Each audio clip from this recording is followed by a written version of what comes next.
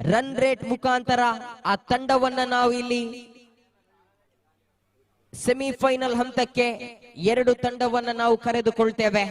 12 ಚೆಂಡುಗಳು ಬಾಕಿ ಇದೆ.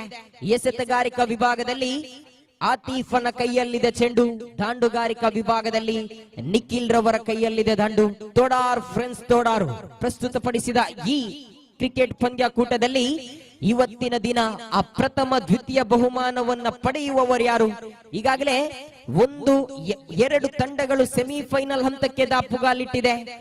ಕಾರ್ಕಳ ಪರಿಸರದ ಮಹಾಲಿಂಗೇಶ್ವರ ಕಾರ್ಕಳವಾದ್ರೆ ಕೃಷ್ಣಾಪುರ ಪರಿಸರದಲ್ಲಿ ಬಹಳಷ್ಟು ಹೆಸರುವಾಸಿಯಾಗಿರ್ತಕ್ಕಂತಹ ತಂಡ KFC ಕೃಷ್ಣಾಪುರ ತಂಡದ ಆಟಗಾರರನ್ನ ಹಸ್ತಾಕ್ಷರಕ್ಕಾಗಿ ಆತ್ಮೀಯವಾಗಿ ಸ್ವಾಗತಿಸ್ತಾ ಇದ್ದೇವೆ. ದಯವಿಟ್ಟು 2 ತಂಡದ ಆಟಗಾರರು ಬನ್ನಿ.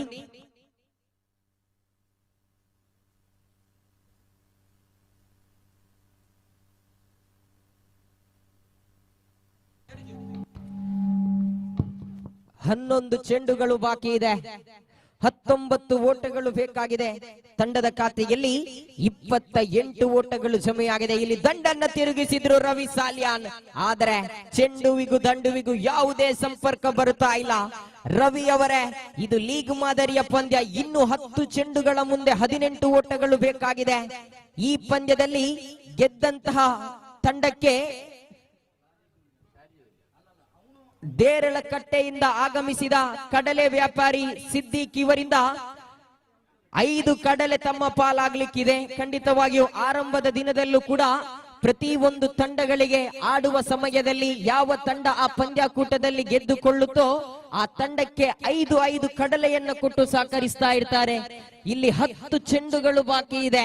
18 ಓಟಗಳು ಬೇಕಾಗಿದೆ. ಎಸೆತಗಾರಿಕಾ ವಿಭಾಗದಲ್ಲಿ ಆತೀಫನ ಕೈಯಲ್ಲಿದೆ ಚೆಂಡು. ಶ್ರೇಷ್ಠ ಮಟ್ಟದ ಎಸೆತ ಇದು.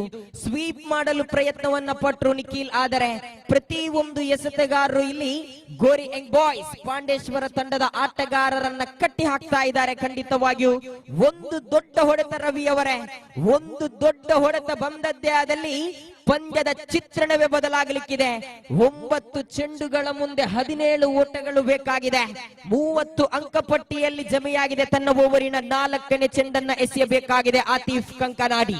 ಆತೀಫ್ ರವರ ಕೈಯಲ್ಲಿದೆ ಚೆಂಡು. ಶ್ರೇಷ್ಠ ಮಟ್ಟದ ದಾಳಿ, ಅದ್ಭುತವಾದಂತಹ ಹೊಡೆತ ಇದು.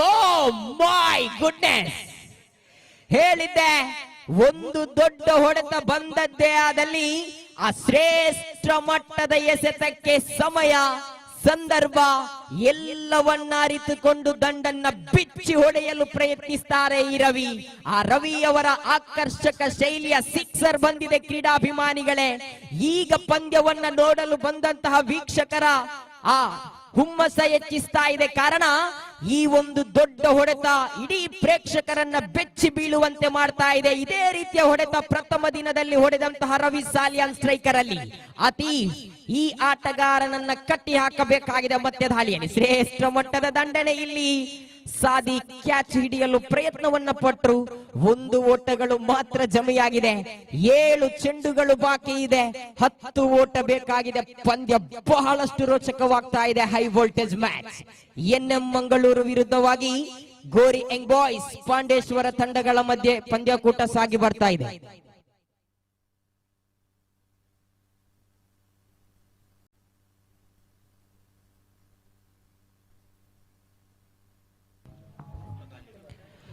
ಉತ್ತಮವಾಗಿತ್ತು ಎಸೆತ. ಓಟಕ್ಕೆ ಕರೆಯನ್ನ ಕೊಟ್ಟಿದ್ರು ಸಾದಿಕ್.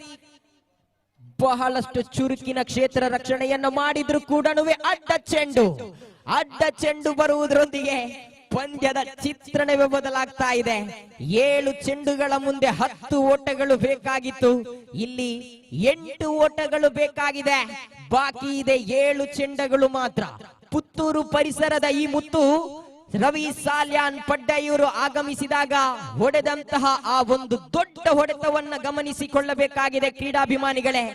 ಆದ್ರೂ ಇದೇ ರವಿ ಸಾಲ್ಯಾನ್ ರವರನ್ನ ಆರಂಭದಲ್ಲಿ 5 ಚೆಂಡುಗಳಲ್ಲಿ ಕಟ್ಟಿ ಹಾಕಿದ್ರು. ಆದರೆ ರವಿ ಸಾಲ್ಯಾನ್ ಅಲ್ಲಿ ತಮ್ಮ ಲಯವನ್ನ ಕಳೆದುಕೊಂಡಿದ್ರು.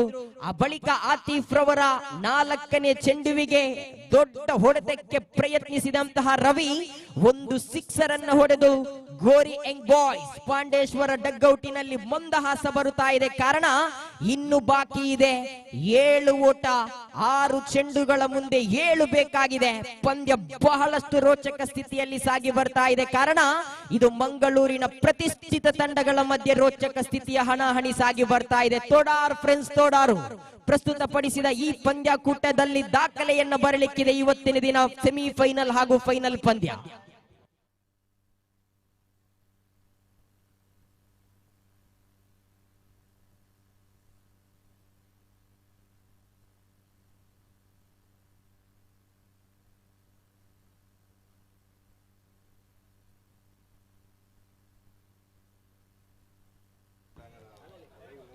ಇನ್ನಿಂಗ್ಸಿಗೆ ಕೊಟ್ಟಂತಹ ಸಮಯ ಮುಕ್ತಾಯವಾಗಿದೆ. ಓರ್ವ ಆಟಗಾರನನ್ನ 40 ಗಜಗಳ ಒಳ ವಿಭಾಗಕ್ಕೆ ಕರೆದು ತರಬೇಕಾಗಿದೆ.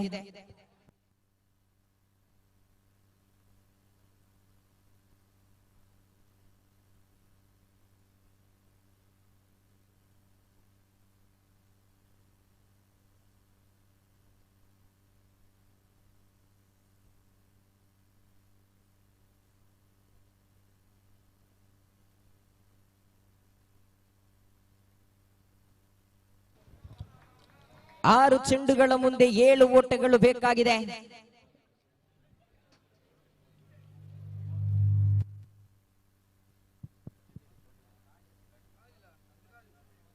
ಎಸೆತಗಾರಿಕಾ ವಿಭಾಗದಲ್ಲಿ ಫೈಜಲ್ ಸಾಧು ಸ್ವಭಾವದ ವ್ಯಕ್ತಿ. ಈ ಫೈಜಲ್ ರವಿ ಸಾಲಿಯಾನ್ ಓರ್ವ ಅತ್ಯುತ್ತಮ ದಾಂಡುಗಾರ. ತಟ್ಟಿ ಮುಟ್ಟಿ ಹೊಡೆಯುವ ಪ್ರಯತ್ನದಲ್ಲಿದ್ರು. ಎನ್ಎಂ ಹಾಗೂ ಗೋರಿ ಯಂಗ್ ಬಾಯ್ಸ್ ಪಾಂಡೇಶ್ವರ ತಂಡದ ಆಟಗಾರರು ಗಮನಿಸಿಕೊಳ್ಳಿ. ಈ ಪಂದ್ಯ ಒಂದು ವೇಳೆ ಸಮಬಲಗೊಂಡದ್ದೇ ಆದಲ್ಲಿ ಇದು ಲೀಗ್ ಮಾದರಿಯ ಪಂದ್ಯ. ಎರಡೂ ತಂಡಗಳಿಗೂ ಕೂಡ ಒಂದೊಂದು ಅಂಕವನ್ನು ಕೊಟ್ಟು ಸಹಕರಿಸಲಾಗುವುದು. ಗಮನಿಸಿಕೊಳ್ಳಿ. 5 ಚೆಂಡು ಬಾಕಿ, 6 ಓಟ ಬೇಕಾಗಿದೆ. ತೀರ್ಪುಗಾರಿಕಾ ವಿಭಾಗದಲ್ಲಿ ಅಜ್ಮಲ್ ಜೋಕಟ್ಟೆ ಹಾಗೂ ಸಲೀಂ ಹಳೆಕೋಟೆಯವರಿದ್ದಾರೆ. ಆರಂಭದ ಇನ್ನಿಂಗ್ಸ್ ಮುಕ್ತಾಯ ಆಗುವಾಗ 46 ಓಟಗಳು ಜಮೆಯಾಗಿತ್ತು. 47ರ ಸವಾಲಿತ್ತು. ಪ್ರಥಮವಾಗಿಯೇ ಆ ಪ್ರಜ್ವಲ್ ರವರ ಆಟಕ್ಕೆ ಅಂತ್ಯವಾಗಿತ್ತು. ಅದು ರನ್ಔಟ್ ಮುಖಾಂತರ. ಆ ಬಳಿಕ ರಿಯಾಜ್ ರವರು ಉದ್ದರಿಯನ್ನು ಬಿಟ್ಟುಕೊಟ್ರು. ನೌಫಲ್ ರವರ ಆಟಕ್ಕೆ ಅಂತ್ಯವಾಗಿದೆ. ಆದ್ರೂ ಕೂಡ ಆರಂಭದ 6 ಚೆಂಡುಗಳ ಮುಂದೆ ಕೇವಲ 2 ಓಟವನ್ನ ಗಳಿಸಿಕೊಂಡಂತಹ ರವಿ ಇನ್ನೂ ಕೂಡ ಜೀವಂತವಾಗಿ ಗೋರಿ ಬಾಯ್ಸ್ ಪಾಂಡೇಶ್ವರ ತಂಡಕ್ಕೆ ಬಲ ತರ್ತಾ ಇದ್ದಾರೆ. 6 ಬೇಕಾಗಿದೆ, 5 ಬಾಕಿ ಇದೆ. ಉತ್ತಮವಾಗಿತ್ತು ಹೊಡೆತ, ಅದ್ಭುತವಾದಂತಹ ಹೊಡೆತ ನಿಖಿಲ್ ರವರ ದಾಂಡುವಿನ ಮುಖಾಂತರ ಬಂದಿತ್ತು. ಇಲ್ಲಿ ಓ ಮೈ ಗುಡ್ನೆಸ್, ಇಲ್ಲಿ ತೀರ್ಪುಗಾರಿಕೆಗೆ ಕಾಯಬೇಕಾಗಿದೆ. ಮನವಲ್ಲದ ಓಟಕ್ಕೆ ಕರೆಯನ್ನ ಕೊಟ್ಟಿದ್ರು. 2ನೇ ಓಟಕ್ಕೆ ಕರೆಯನ್ನ ಕೊಟ್ಟಿದ್ರು. ಇಲ್ಲಿ ರವಿ ಹಾಗೂ ನಿಖಿಲ್. 3ನೇ ತೀರ್ಪುಗಾರರು ತೀರ್ಪನ್ನ ವೀಕ್ಷಿಸ್ತಾ ಇದ್ದಾರೆ. 5 ಇರತಕ್ಕಂತಹ ಜನರ ಹೆದೆ ಬಡಿತ ಹೆಚ್ಚಿಸ್ತಾ ಇದೆ.